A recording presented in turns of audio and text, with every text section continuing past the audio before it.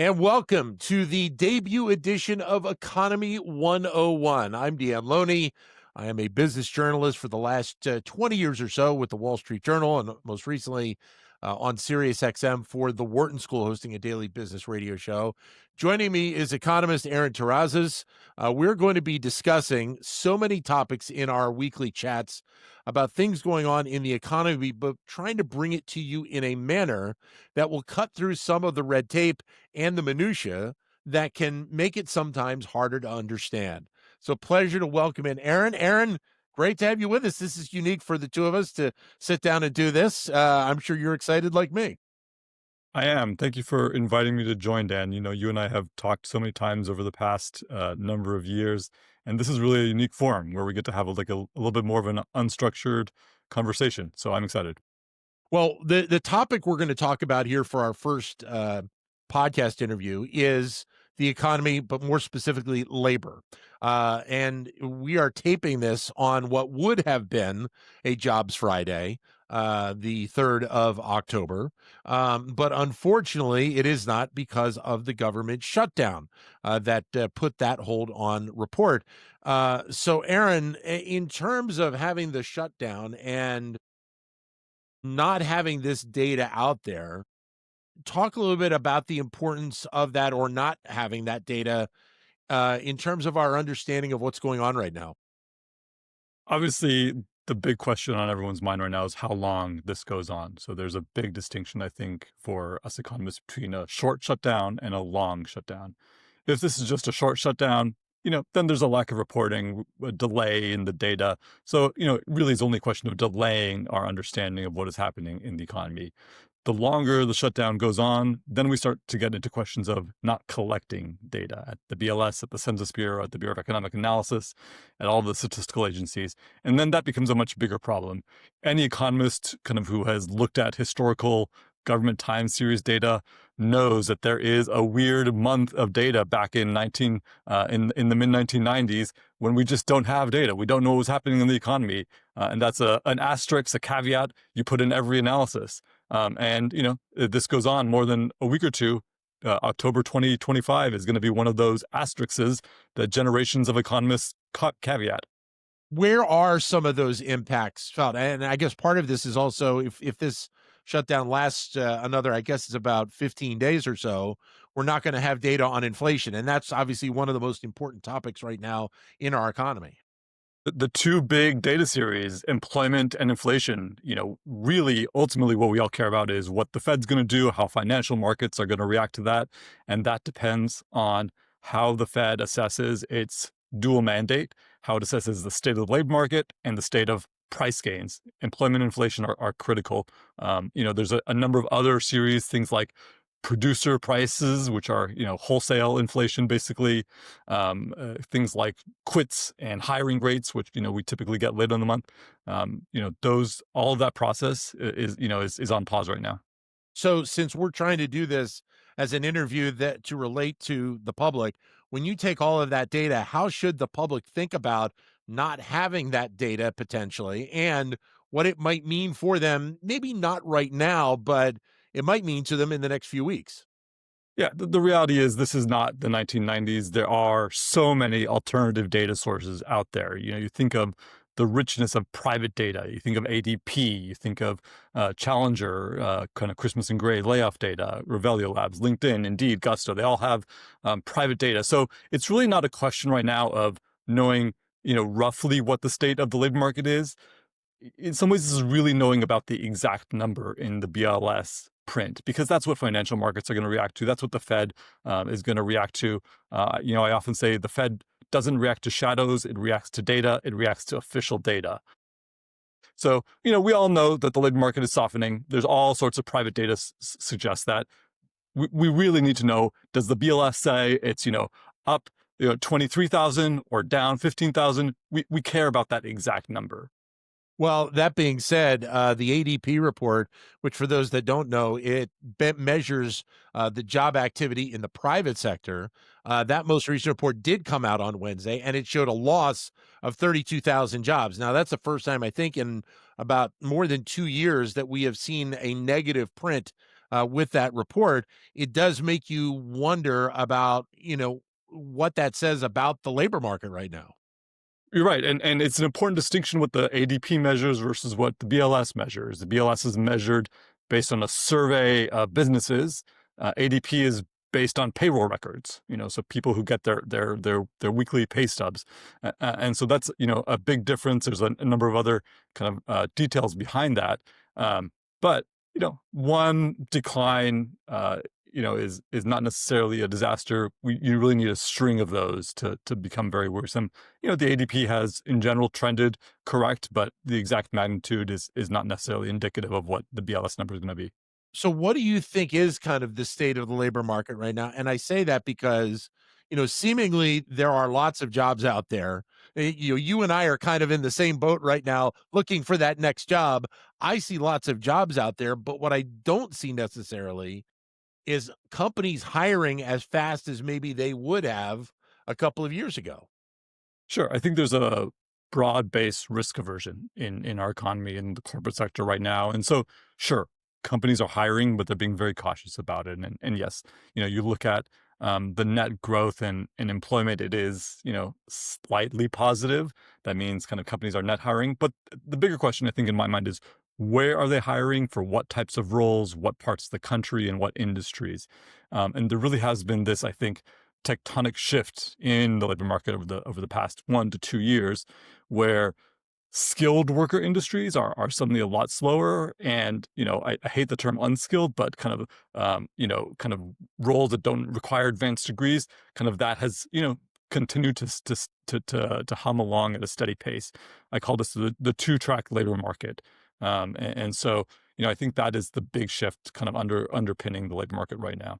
But then that brings up the question of, who is taking some of those jobs, and that brings us in. I wanna try and keep politics out of this discussion as much as I can, but it does leak in here, about immigration, and it seems like, and there's a lot of discussion about this, of whether or not some of those unskilled, non-skilled jobs are ones that are attractive to Americans, maybe quite a bit less than if you were to go back when you and I were younger, back, a few decades ago. Mhm. Yeah, I mean, the question of the role that immigrants play in the labor market is one of these perennial issues that comes up. I think when I talk about it, it's important to keep in mind that the immigrant labor force, really is concentrated at the two extremes of the skill education spectrum. There are very highly educated folks who go into tech and finance and healthcare and all those very highly skilled industries. And then there are also kind of less educated folks who do a lot of the restaurants and kind of agriculture and food processing and leisure and hospitality work in our economy. Those two, as we just talked about, those two segments of the labor market are on very different paths right now. And so, on the one hand, we have a very highly regulated, kind of controlled system for admitting highly skilled immigrants, and really no system for admitting less skilled immigrants. The challenge right now is our economy kind of needs less of the high skilled and more of the low skilled immigrants. That's what all the labor market signals are telling us. There's more than enough software engineers and nowhere near enough farm agriculture workers and hotel workers. That's a challenge. Immigration policy has not kept up with our labor market needs. Now, a couple of other areas that I wanted to touch on when you're thinking about the labor force, and they are top of mind of a lot of people right now. The first is tariffs, and there's a discussion out there, I think, with a lot of people that follow the labor market of whether or not companies are concerned about some of their hiring because they don't know what's happening with tariffs. They don't know what the path is going to be. How do you Mhm. read that? I think we need to distinguish between the near-term impact of tariffs on the labor market and the long-term impact. On the near term, it's clear that there was a surge of temporary hiring around imports and trade and warehousing, and that led to companies, shifting their purchasing and ordering decisions. The long term, things are on pause, and so that looks like a negative, but I think that there's question marks around that. The real question for the economy is supposedly tariff policy, shifting trade policy is going to lead to a surge in investment. but can that surge in investment land fast enough to have a material impact on the labor market? I think that's the question when it comes to tariff policy. In theory, we should, higher prices should drive domestic supply, and that's going to lead to new factories. It's kind of new job creation in those factories, et cetera. Can it happen fast enough? And will it happen in the places where there are workers who are able to do those jobs? The other one I wanted to ask about is artificial intelligence, and obviously AI is becoming a more important component to so many companies right now. It's already having some impact on labor, but I think a lot of people, workers, are concerned about what it might mean longer term. There's always this tension, between technology and how fast technology moves. You certainly hear a lot of executives talking about the labor and productivity gains that they're getting from artificial intelligence. You talk to many workers, and they think that's still kind of a ways off. It's hard to talk about this. There's so many differences industry by industry.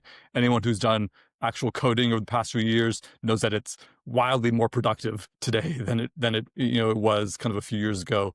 It's a lot easier. Other areas where perhaps the impact is less dramatic.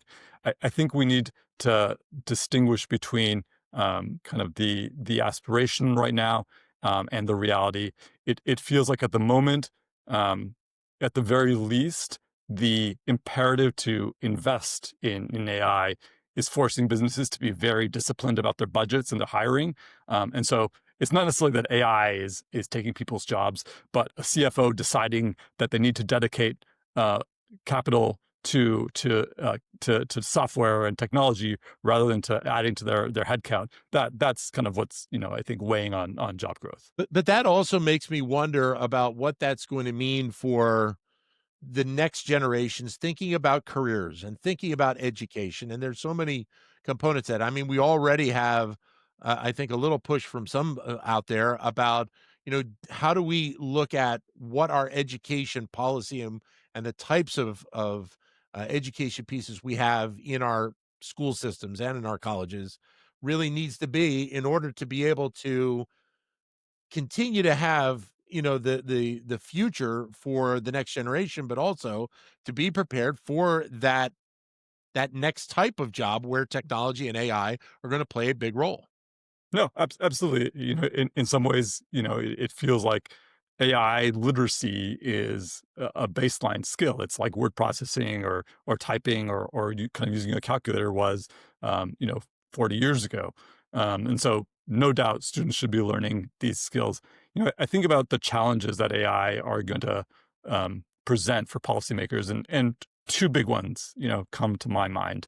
Um, First, the frontier of knowledge is accelerating. And so, you know, that means investments in education are going to have a shorter half life. Those kind of degrees are going to, just kind of be worn out a lot quicker than they used to be. That means mid career pivots are going to become all the more common, all the more important. And it is a wonderful opportunity to, help meet all of those labor market needs in shortage occupations. You think of trucking, nursing, industries that have just like chronic labor shortages. Helping mid-career professionals pivot into those careers, I think, is going to be a big opportunity for workforce development professionals. And then second, I think with the frontier of knowledge accelerating, unemployment durations are getting longer. Our unemployment insurance system is not designed to keep pace with people who are unemployed for a year, 2 years. It's really designed for a manufacturing era, 3 to 6 month unemployment. Right, and some of the data we've seen recently, in fact, the Chicago Fed put this out on Friday about the rate of hiring unemployed workers is declining right now, and so that means exactly what you said is that people are most likely going to be on unemployment insurance longer than maybe they were a year, 2 years ago. We've seen kind of the duration of unemployment increase steadily over the past decade, particularly for highly educated workers. This is not necessarily a new phenomenon, but is a phenomenon that has accelerated over the past 2 years. Aaron, great to have you with us. This is a great chat. Look forward to jumping on the phone or jumping on the line with you every week and talking about all these different topics for everybody out there watching us on Economy 101. Thanks, Aaron. Oh, always fun, Dan. Thanks. Thank you. Aaron Terrazas, economist, joining us here on the show. That is our first episode of Economy 101. Make sure that you listen to us on your favorite podcast network and you follow us on YouTube because we will be with you every week.